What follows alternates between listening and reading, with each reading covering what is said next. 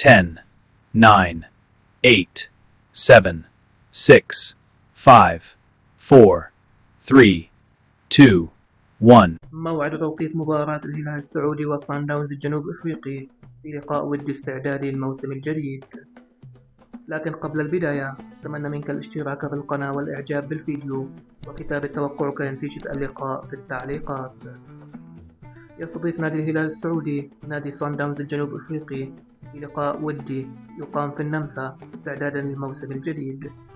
سيقام اللقاء يوم الجمعة 24/7 بتمام الساعة 3 عصرا بتوقيت السعودية وقطر، 4 عصرا بتوقيت الإمارات، 2 ظهرا بتوقيت المغرب.